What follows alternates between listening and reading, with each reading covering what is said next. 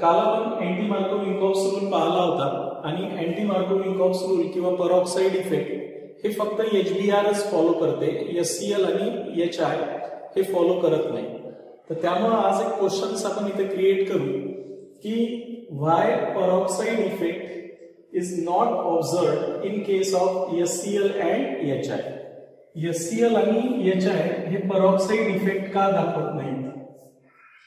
Peroxide effect किंवा anti Markovnikov's rule हे फक्त आणि फक्त कोण दाखवते? HBr दाखवते. HCl आणि HI हे रूल का फॉलो करत नाहीत ते आपण क्लिअर करू. आता आपण जेव्हा आन्सर सांगणार आहोत की तुम्हाला सर्वात पहिल्यांदा HCl का फॉलो करणार नाही, पेरॉक्साइड इफेक्ट का दाखवत नाही, आणि नंतर मग HI का पेरॉक्साइड इफेक्ट दाखवत नाही हे आपल्याला सांगायचं आहे.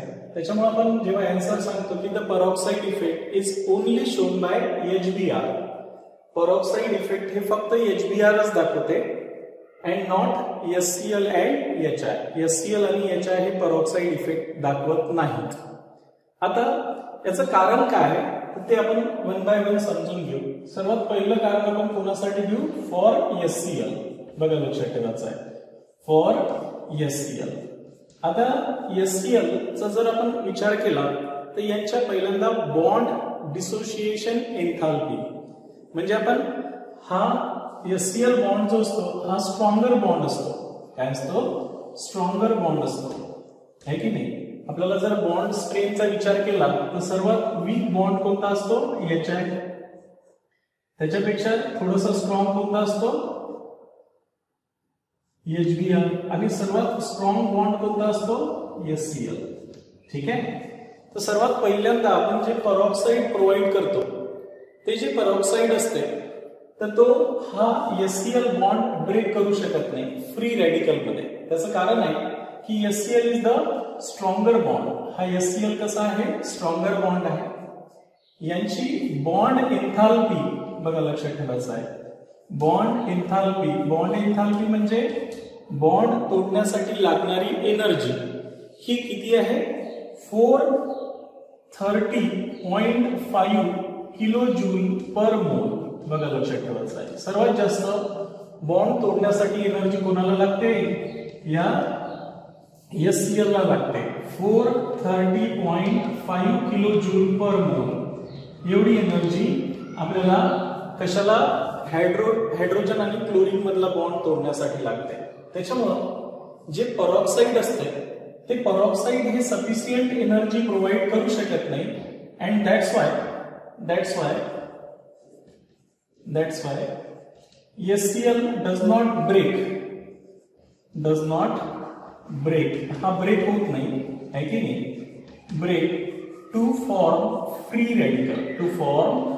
Free radicals. त्याच्यामुळे हा फ्री रॅडिकल बनवू शकणार नाही. मग आता सेकंड आपण जर आपण कंपॅरेटिव्हली HBr पाहिलं तर HBr ची बॉन्ड एन्थाल्पी तुमची जर पाहिली तर हे बॉन्ड एन्थाल्पी कमी असते कारण हा बॉन्ड थोडा मोठा असतो, वीकर बॉन्ड असतो. त्याच्यामुळे पेरॉक्साइडच्या प्रेझेन्स मध्ये HBr बॉन्ड ब्रेक होईल कारण याची बॉन्ड एन्थाल्पी आहे 367.7 किलो जूल पर मोल. एवढी यांची बॉन्ड एन्थाल्पी असते कोणाची? HBr ची.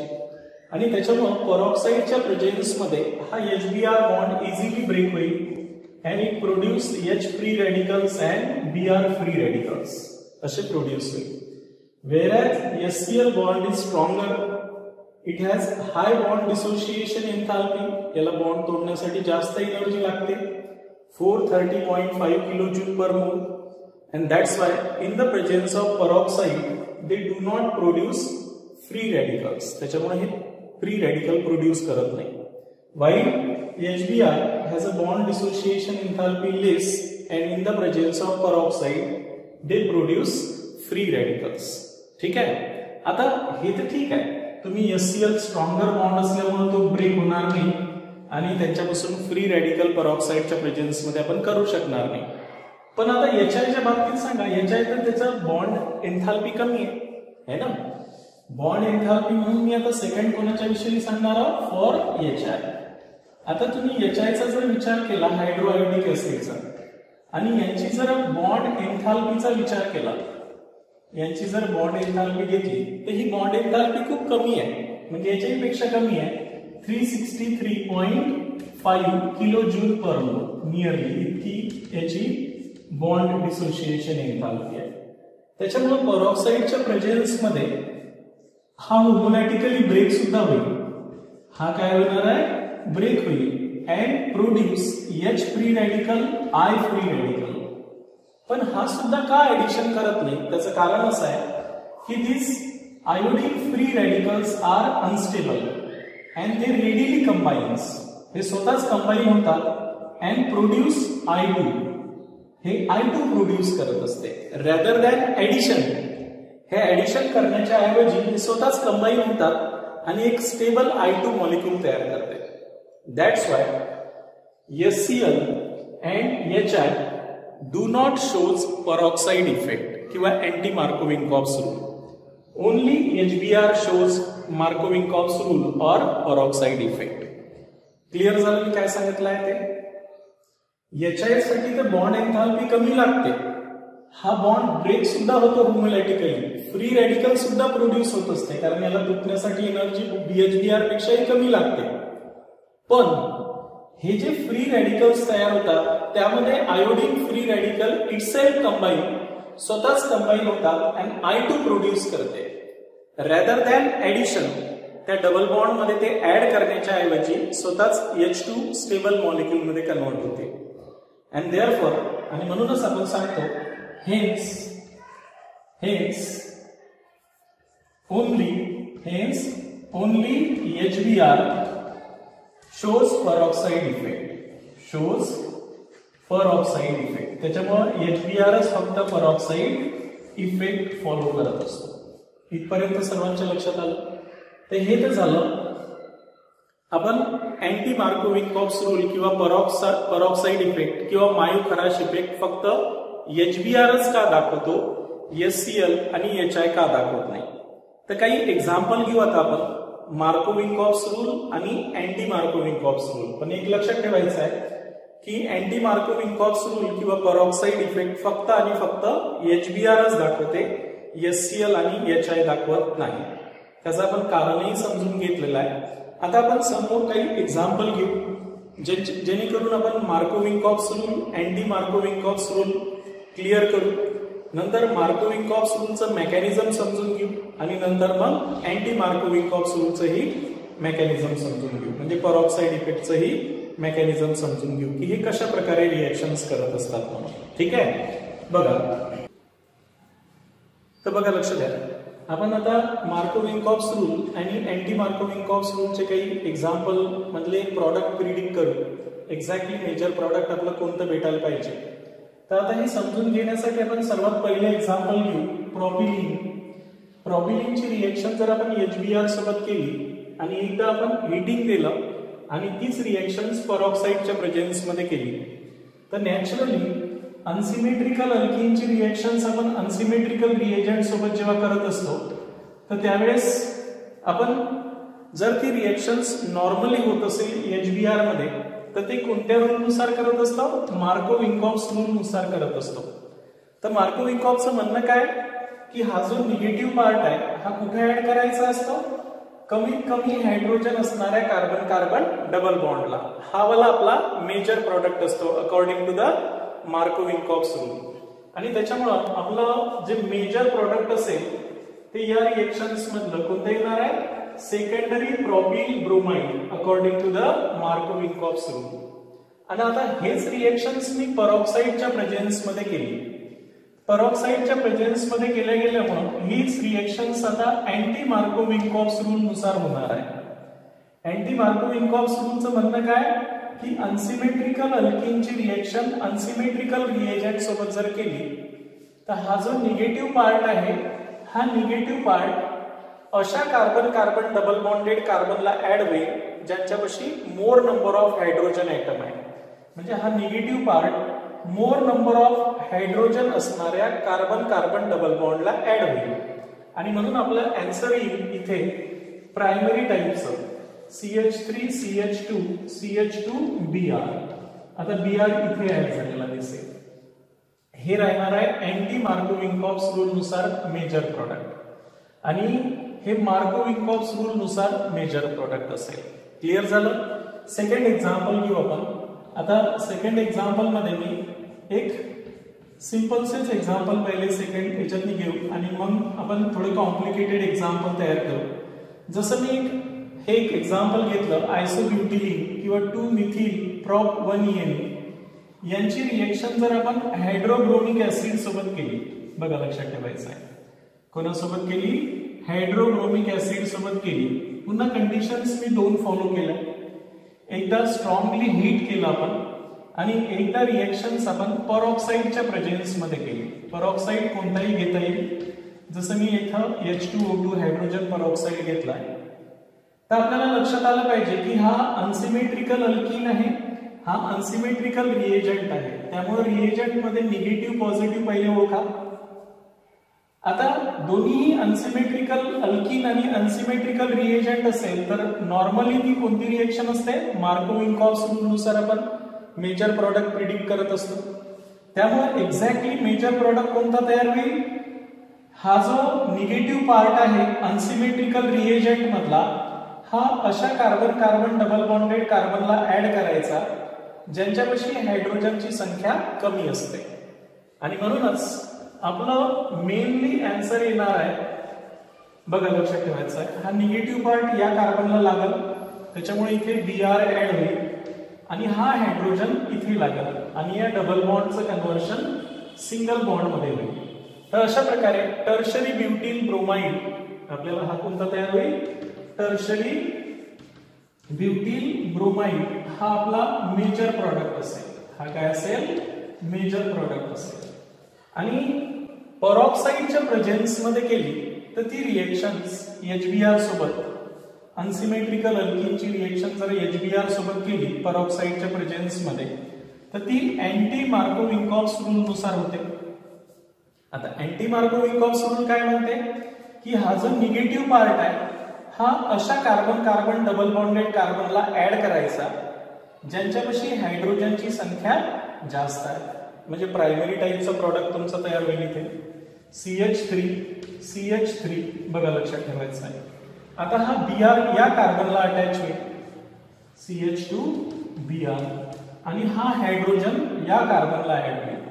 म्हणजे अशा प्रकारे इथे आपल्याला आयसोब्युटील ब्रोमाइड तयार होईल. आयसोब्युटील ब्रोमाइड तयार होईल major product according to the anti Markovnikov's rule. Clear झालं. मार्कोविंकॉफ्स आणि अँटी मार्कोविंकॉफ्स रूलचे एक्झाम्पल तुमच्या समोर क्लिअर करायचे आहेत तुम्हाला पहिल्यांदा. आता मी एक तिसरं एक्झाम्पल देतो, बघा लक्षात ठेवायचं. आता सेम रिएक्शननी हीच रिएक्शन्स प्रोपिलिनची, म्हणजे ही जी पहिली रिएक्शन्स आहे प्रोपिलिनची रिएक्शन्स हायड्रोक्लोरिक ऍसिड सोबत करतो. 2 सिच्युएशन देतो आता मी पुन्हा.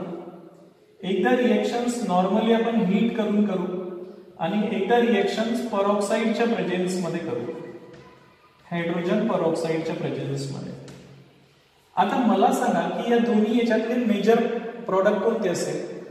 तर अनसिमेट्रिकल अल्कीन जेव्हा अनसिमेट्रिकल रिएजंट सोबत आपण रिएक्शन करतो तर निगेटिव्ह पार्ट कुठे लावायचा?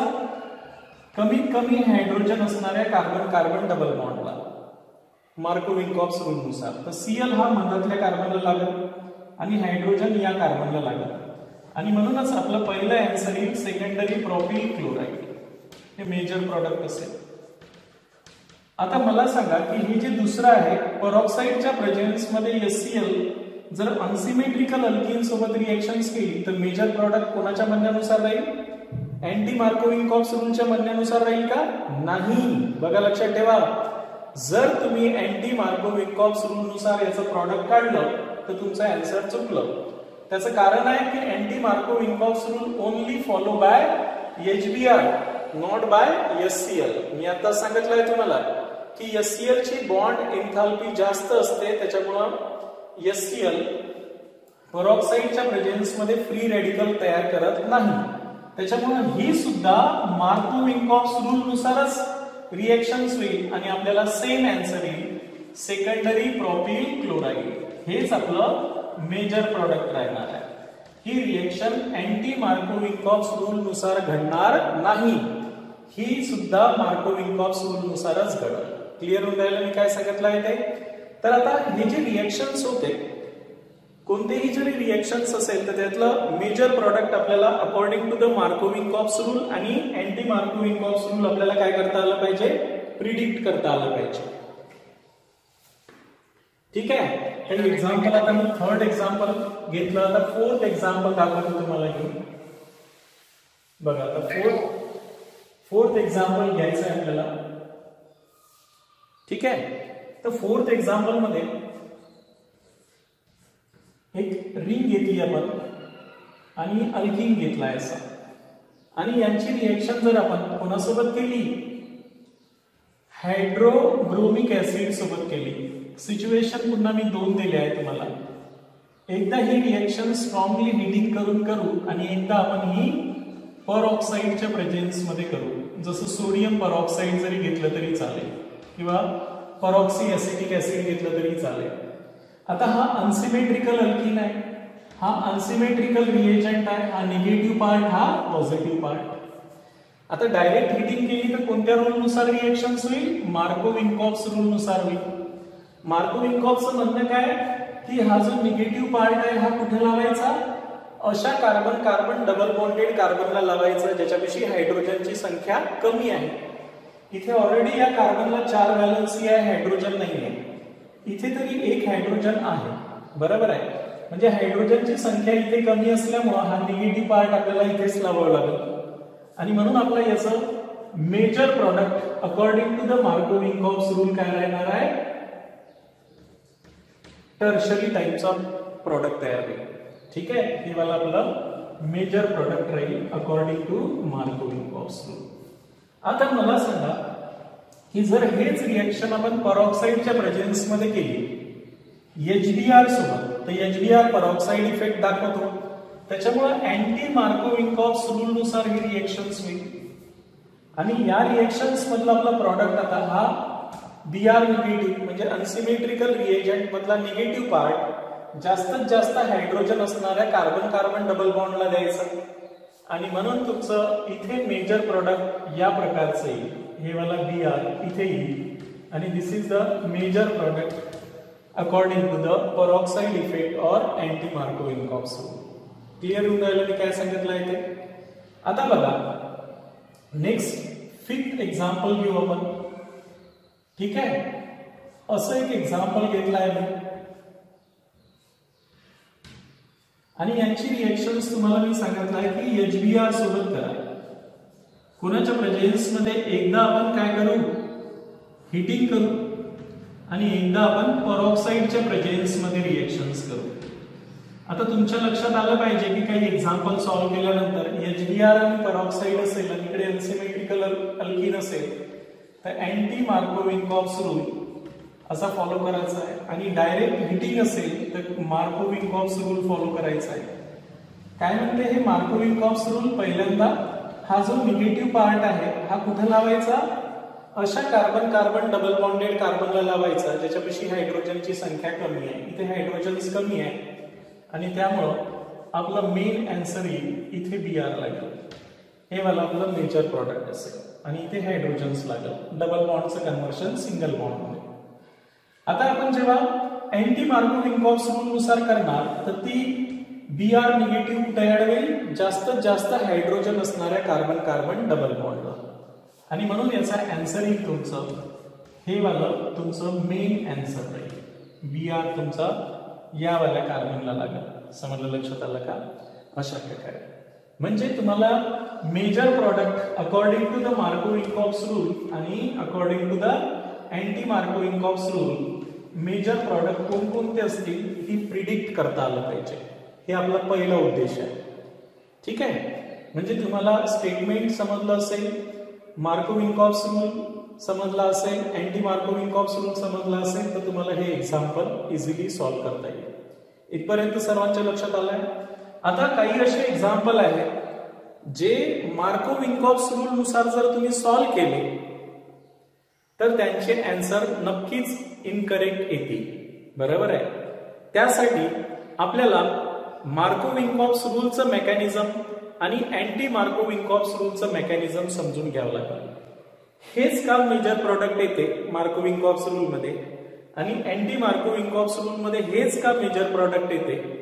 हे आपल्याला क्लिअर करण्यासाठी यांचं मेकॅनिझम समजून घ्यावं लागेल. म्हणून आता मी तुम्हाला या रिएक्शनचं मेकॅनिझम समजावून सांगतो आणि मेकॅनिझम समजल्यानंतर तुम्ही यांचं करेक्ट आन्सर देऊ शकता. ठीक आहे. तसं तर आपण हे आन्सर प्रिडिक्ट करताना आपण मार्कोव्हिंकॉफ्स रूल नुसारच प्रिडिक्ट करतो. पण जर तुम्ही व्यवस्थित रिएक्शन समजून घेतली, त्याचं मेकॅनिझम समजून घेतलं, तर तुमचा कोणताच आन्सर इनकरेक्ट होणार नाही. त्यासाठी आपण आता मेकॅनिझम ऑफ मार्कोव्हिंकॉफ्स रूल ऍडिशन्स म्हणजे मार्कोव्हिंकॉफ्स ऍडिशन्स रिएक्शनचं मेकॅनिझम पाहणार आहोत. बघा, लक्षात ठेवायचं आहे. तर नेक्स्ट पॉइंट आपला लक्षात ठेवायचा आहे mechanism of Markovnikov's addition. Markovnikov's addition reactions. Markovnikov's additions रिएक्शनचा मेकॅनिझम आपण समजून घेऊ. तर स्टेप फर्स्ट मध्ये काय होणार आहे बघा, लक्षात ठेवायचं आहे. स्टेप फर्स्ट मध्ये आपला जो हायड्रोहॅलो ऍसिड आहे, मग तो हायड्रोक्लोरिक ऍसिड असू शकते, हायड्रोब्रोमिक ऍसिड असू शकते किंवा हायड्रोआयोडिक ऍसिड असू शकते. हा ब्रेक होईल आणि एक इलेक्ट्रोफाईल आणि एक न्यूक्लिओफाईल तयार होईल. त्याचं कारण आहे हॅलोजनची इलेक्ट्रोनिगेटिव्हिटी जास्त असते, त्याच्यामुळे तो आपल्याकडे इलेक्ट्रॉन्स ओढल आणि हिड्रोलिसिस होईल. काय होईल? हिड्रोलिसिस म्हणजे अनसिमेट्रिकल ब्रेकिंग होईल आणि एक इलेक्ट्रोफाईल आणि एक न्यूक्लिओफाईल तयार होईल. स्टेप सेकंड मध्ये काय होणार आहे बघा, लक्षात ठेवायचं आहे. स्टेप सेकंड जी आहे आपली, तर यामध्ये जे आपला अनसिमेट्रिकल अल्कीन असते, सपोज मी हे अनसिमेट्रिकल अल्कीन प्रोपीन घेतला सर्वात छोटावाला, तर हा इलेक्ट्रोफाईल यांच्यामध्ये काय होणार आहे? ऍड होणार आहे. काय होणार आहे? ऍड. तर ऍड होत असताना दोन प्रकारचे कार्बोकॅटायन्स बनवले. बघा, लक्षात ठेवायचं आहे. कार्बोकॅटायन्स किती बनतील? दोन प्रकारचे. एकदा हे दोन्ही इलेक्ट्रॉन्स इथे येतील, इथे निगेटिव्ह चार्ज आल्यामुळे हा H इथे ऍड होईल, एकदा H इथे ऍड होणार आहे. इथे जर ऍड झाला तर या कार्बनवर पॉझिटिव्ह चार्ज तयार होईल आणि इथे आपला H ऍड होईल. सेकंडरी कार्बोकॅटायन्स बनवला. हा वाला 2 डिग्री कार्बोकॅटायन्स तयार होईल. काय तयार होणार आहे? 2 डिग्री कार्बोकॅटायन्स. आणि एकदा हे जर दोन इलेक्ट्रॉन्स इकडे शिफ्ट झाले आणि आपला हायड्रोजन्स इथे ऍड झाला, म्हणजे इथे निगेटिव्ह चार्ज हे दोन इलेक्ट्रॉन्स इथे आले आणि इथे जर H ऍड झाला तर याच्यावर पॉझिटिव्ह चार्ज तयार होईल. त्यामुळं इथे प्रायमरी कार्बोकॅटायन्स तयार होण्याची शक्यता आहे की नाही? अशा प्रकारे जर आपला हायड्रोजन्स इथे ऍड झाला, समजलं? लक्षात आलं? अशा प्रकारे दोन कार्बोकॅटायन्स तयार होते, एक सेकंडरी आणि एक प्रायमरी, कारण दोन आन्सर येत असते. आता या कार्बोकॅटायन्स वर आपला कोण ऍड होणार आहे? Br negative. जसं आपण इथे X साठी जर Br घेतला असता तर हा Br निगेटिव्ह याच्यावर ऍड होणार आहे, हाही Br निगेटिव्ह याच्यावर ऍड होणार आहे. पण आता महत्वाचं असं आहे की हा जो प्रायमरी कार्बोकॅटायन्स बनला, प्रायमरी कार्बनवर पॉझिटिव्ह चार्ज आहे, इथे सेकंडरी कार्बनवर पॉझिटिव्ह चार्ज आहे. आपला स्टेबिलिटीचा रूल काय म्हणते की सेकंडरी कार्बोकॅटायन मोर स्टेबल असते. सर्वात जास्त स्टेबल कोणता कार्बोकॅटायन? टर्शरी. त्याच्यानंतर सेकंडरी कार्बोकॅटायन्स आणि सर्वात कमी स्टेबल कोणता असतो? प्रायमरी कार्बोकॅटायन्स. जो जास्त स्टेबल असतो तो जास्त तयार होत असतो. आता इथे दोन तयार होऊन राहिले, सेकंडरी आणि प्रायमरी. मग सेकंडरी मोर स्टेबल आहे म्हणजे हा जास्त तयार होत असते, कारण 6 हायपर कॉन्जुगेटिंग इफेक्ट स्ट्रक्चर बनते. इकडून 3 हायड्रोजन्स आहे, इकडून 3 हायड्रोजन्स आहे, त्याच्यामुळे हा पॉझिटिव्ह चार्ज 6 टाइम डिलोकलाइज होईल. इथे हायड्रोजनच्या नेबरमध्ये 2च हायड्रोजन्स आहे पॉझिटिव्ह चार्ज, त्याच्यामुळे इथे 2 हायपर कॉन्जुगेटिंग स्ट्रक्चर, इथे 6 हायपर कॉन्जुगेटिंग स्ट्रक्चर, त्याच्यामुळे हा कार्बोकॅटायन मोर स्टेबल असतो. सेकंडरी कार्बोकॅटायन प्रायमरी कार्बोकॅटायन पेक्षा मोर स्टेबल असतो आणि जो सेकंडरी आहे तो मोर तयार होतो आणि मोर तयार झाल्यावर त्याच्यावर जास्तीत जास्त Br ऍड होईल, तो वाला आपला मेजर प्रॉडक्ट असेल. आणि म्हणूनच स्टेप थर्ड मध्ये काय होणार आहे? स्टेप थर्ड मध्ये हा जो आपला सेकंडरी कार्बोकॅटायन्स बनला, तर यावर आता Br निगेटिव्ह काय होईल, न्यूक्लिओफाइल ऍड होईल आणि फायनली आपलं सेकंडरी प्रोपिल ब्रोमाइड हे काय भेटणार आहे, मेजर प्रॉडक्ट भेटेल. काय भेटेल, मेजर प्रॉडक्ट. म्हणजे ज्यावेळेस इलेक्ट्रोफाइल याच्यावर ऍड होत असतो, म्हणजे H पॉझिटिव्ह HX मधला ऍड होत असते, तर दोन कार्बोकॅटायन्स पॉसिबल असतात अनसिमेट्रिकल अल्कीन मध्ये. मग नेमकं त्यापैकी कोणता कार्बोकॅटायन्स हा जास्त तयार होणार आहे त्याच्यावर आपलं मेजर प्रॉडक्ट डिपेंड असते. मार्कोविंकॉफ्सही तेच म्हणते की मेजर प्रॉडक्ट कुठं लागायला पाहिजे, जिथे कमीत कमी हायड्रोजन ऍटम आहे. इथेही तेच आन्सर येऊन राहिलं. पण बेसिकली कार्बोकॅटायन्सचं स्टेबिलिटीवर हा प्रॉडक्टचा म्हणजे कोणता प्रॉडक्ट मेजर प्रॉडक्ट तयार होणार आहे हे डिपेंड असते. मग आता सर्वात महत्वाचं काय या मेकॅनिझम मधलं, कार्बोकॅटायनची स्टॅबिलिटी. म्हणजे मार्कोविंकॉफ्स रूल ऍक्च्युअली हे स्टेबिलिटी ऑफ कार्बोकॅटायन्सहून बनवलेलं आहे. पण कार्बोकॅटायनची एक एक्स्ट्रा प्रॉपर्टी आहे. काय असते बरं कार्बोकॅटायनची प्रॉपर्टीज, हे लक्षात ठेवायचं आहे की कार्बोकॅटायन्स हॅज टेंडन्सी टू अंडरगो. बघा लक्षात ठेवायचं, कोणताही कार्बोकॅटायन्स असेल तर या कार्बोकॅटायनच्या मेकॅनिझम मध्ये कोणत्याही चॅप्टर मध्ये असू द्या, कार्बोकॅटायनचे जेव्हा रिएक्शन्स मेकॅनिझम होत असते तर यांची प्रॉपर्टी असते की they undergo want to achieve the stability by 1 to shift. यांच्यामध्ये एक प्रॉपर्टी असते 1 to शिफ्ट करण्याची. तर यांच्यामध्ये जर एखादा अनस्टेबल कार्बोकॅटायन्स असेल तर तो 1 to hydride shift, hydrogen atom shift करू शकतो, मिथिल ग्रुप शिफ्ट करू शकतो 1 to पोझिशन मधला, आणि फिनिल ग्रुप शिफ्ट करू शकतो. फिनिल म्हणजेच बेन्झीन रिंग जे असते तसं. आणि स्टेबल कार्बोकॅटायन्स मध्ये कन्वर्ट होत असतो. म्हणजे प्रायमरी असेल तर त्याला वाटते की मी सेकंडरी मध्ये कन्वर्ट व्हावं, सेकंडरी असेल तर त्याला मी टर्शरी मध्ये कन्वर्ट व्हावं बाय 1 to शिफ्ट करून.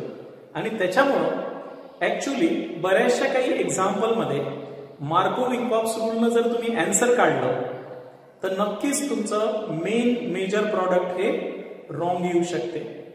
पण तुम्ही जर मेकॅनिझम नुसार त्या रिएक्शनचा आन्सर सॉल्व्ह करतो म्हटलं तर तुमचं करेक्ट आन्सर येऊन जाईल. जसं मी एक उदाहरण समजावून सांगतो. पहिले हे मेकॅनिझम समजलं सर्वांना.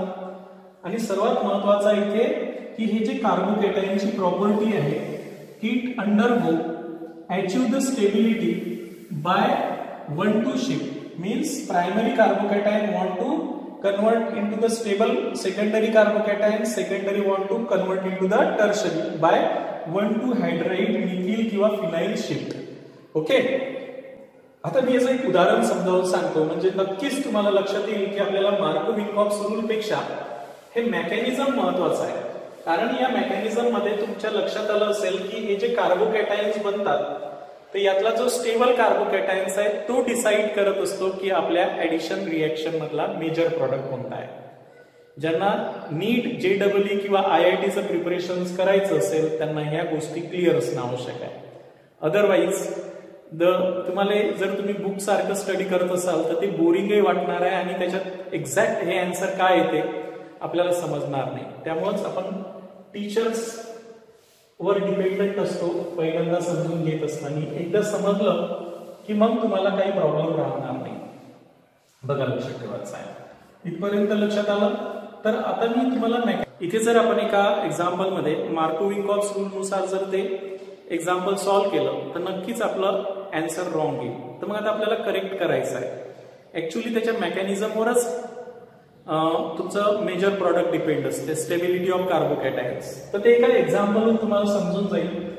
जसं की एक एक्झाम्पल घेतलं, हे मला अल्कीन घेतला, यांची रिएक्शन्स HBr सोबत केली तर आता हे दोन कंडिशन्स मध्ये रिएक्शन्स करतो मी. बघा लक्षात ठेवायचं आहे.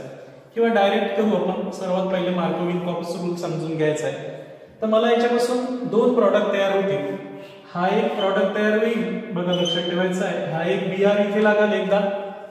निगेटिव्ह पार्ट काय म्हणते मार्कोविंकॉफ्स रूल की निगेटिव्ह पार्ट अशा कार्बन कार्बन डबल बॉन्डेड कार्बनला लावायचा ज्याच्यापेक्षा हायड्रोजनची संख्या कमी आहे. हा एक प्रॉडक्ट तयार होईल. हा वाला तुमचा मार्कोविंकॉफ्स रूल नुसार मेजर प्रॉडक्ट असेल. आणि दुसरा एक प्रॉडक्ट तयार होईल तुमचा, हा Br इथे लागेल, म्हणजेच तुमचं दुसरं आन्सर अशा प्रकारचं येईल आहे ना, याला Br लागेल. हा तुमचा मायनर प्रॉडक्ट असेल. काय असेल? मायनर प्रॉडक्ट असेल. पण आता ह्या रिएक्शन्स मध्ये हा मेजर प्रॉडक्ट नाहीच आहे, लक्षात ठेवायचं आहे.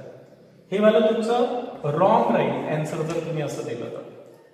हा मायनर असेल ठीक आहे, पण हा मेजर प्रॉडक्ट नाही आहे. त्याचं कारण आहे की याचं मेकॅनिझम समजून घ्या. या मेकॅनिझम तुम्ही हे क्लिअर होऊन जाईल की नेमकं ही या रिएक्शन्स मधला मेजर प्रॉडक्ट कोणता असेल. तर तुम्हाला आताच सांगितलं मी की 1-2 शिफ्ट हे सर्वात महत्वाचं आहे कार्बोकॅटायनच्या मेकॅनिझम मध्ये. पहिल्या स्टेपमध्ये हा इलेक्ट्रोफाइल याच्यात ऍड होईल. ऍड होताना हे 2 इलेक्ट्रॉन्स या कार्बनवर शिफ्ट होईल, हा हायड्रोजन्स इथे अटॅच होईल, त्याच्यामुळे इथे कार्बोकॅटायन्स बनल. हा वाला कार्बोकॅटायन्स बनला पहिल्यांदा सेकंडरी कार्बोकॅटायन्स, है की नाही. आणि तुम्ही जर डायरेक्ट या सेकंडरी कार्बोकॅटायन्स वर हा Br ऍड केला तर तुमचा आन्सर हे येते. पण ऍक्च्युअली हा जो कार्बोकॅटायन्स आहे हा सेकंडरी कार्बोकॅटायन्स आहे. हा सेकंडरी कार्बोकॅटायन्स आहे. हा 1-2 शिफ्ट करतो. हे जे मिथिल ग्रुप आहे याच्यापाशी 1, 2, 3, तर हे मिथिल शिफ्ट मध्ये 1-2 मिथिल शिफ्ट होते. याच्यात काय होत असते? 1-2 मिथिल शिफ्ट. का होते? कारण हा पॉझिटिव्ह चार्ज जर इथे गेला तर हे टर्शरी बनते. इथून जर एक CH3 इथे आला तर, आणि म्हणून मिथिल शिफ्ट होत असते. आणि हा कार्बोकॅटायन्स बेसिकली तुमचा मिथिल ग्रुप इथे येतो आणि इथे कार्बोकॅटायन्स तयार होते. टर्शरी कार्बोकॅटायन मध्ये कन्वर्ट होतो. टर्शरी कार्बोकॅटायन्स. आणि टर्शरी कार्बोकॅटायन हे मोर स्टेबल असते. आणि मग फायनली तो टर्शरी कार्बोकॅटायन जो तयार झाला तर या टर्शरी कार्बोकॅटायन्स वर मी तो पुन्हा इकडे लिहितो, बघा लक्षात ठेवा. हा जो आपला टर्शरी कार्बोकॅटायन्स तयार झाला तर या टर्शरी कार्बोकॅटायन्स वर आहे की नाही, फायनली या टर्शरी कार्बोकॅटायन्स वर आपला Br निगेटिव्ह काय होईल? ऍड होईल, है ना. हा Br निगेटिव्ह या कार्बोकॅटायन्स वर ऍड होईल आणि आपलं मेन आन्सर बघा लक्षात ठेवायचं आहे, हा Br इथे ऍड होईल आणि आपलं आन्सर हे राहील. आणि म्हणून याचं हे आन्सर न राहता हे चुकीचं आन्सर आहे. याचं करेक्ट आन्सर जर पाहायचं असेल तर हे वाला आपलं याचं करेक्ट आन्सर आहे. इथे Br ऍड होईल आणि इथे CH3. तर दिस इज द करेक्ट आन्सर. हे करेक्ट आन्सर आहे. त्याच्यामुळे तुम्हाला मेकॅनिझम समजून घेणं आवश्यक आहे. मेकॅनिझम तुम्ही क्लिअर करू शकता की आपलं मेजर प्रॉडक्ट कोणतं असलं पाहिजे आणि मायनर. त्याच्यामुळे बरेचदा मार्कोव्हिंकॉफ्स रूल फेल पडते आणि म्हणून आपल्याला काही असे एक्झाम्पल पाहायचे आहे की जिथे मार्कोव्हिंकॉफ्स रूल फेल पडतो पण आपला कार्बोकॅटायनच्या मेकॅनिझमून आपण मेजर प्रॉडक्ट काय करणार आहोत? प्रिडिक्ट करणार आहोत. तर असे काही एक्झाम्पल आपण आता इथे सोडून पाहू जेणेकरून आपल्याला एक्झॅक्ट आन्सर काढता येईल ऍडिशन रिएक्शन्स मध्ये. ओके.